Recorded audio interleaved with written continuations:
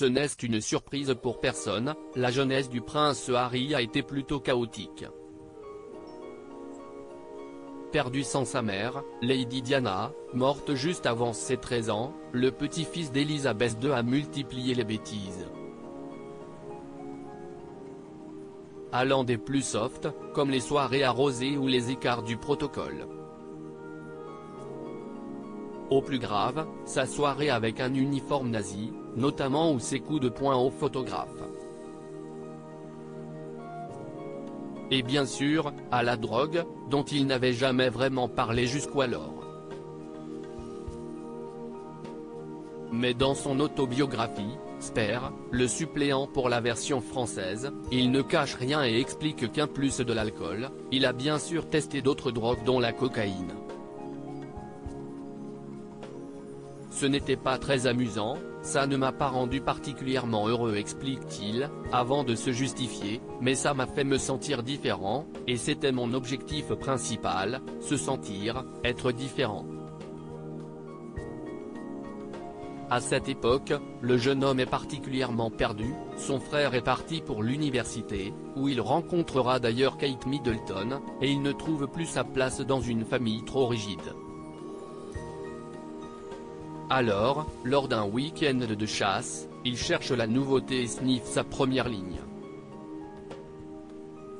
J'étais un jeune de 17 ans qui voulait essayer n'importe quoi qui vienne bousculer l'ordre établi.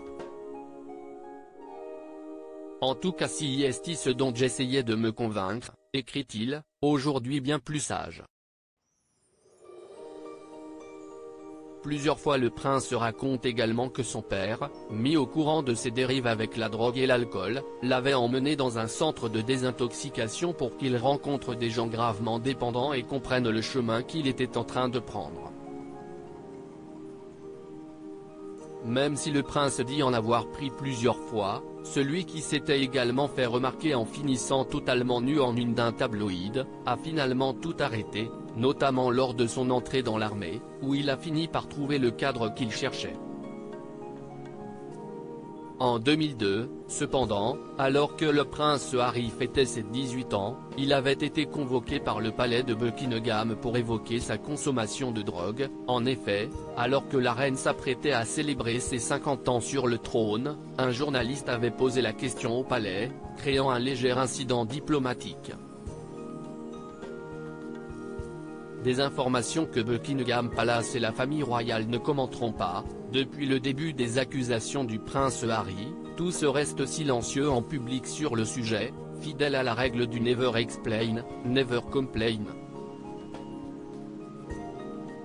Mais nul doute qu'en coulisses, les discussions doivent aller bon train.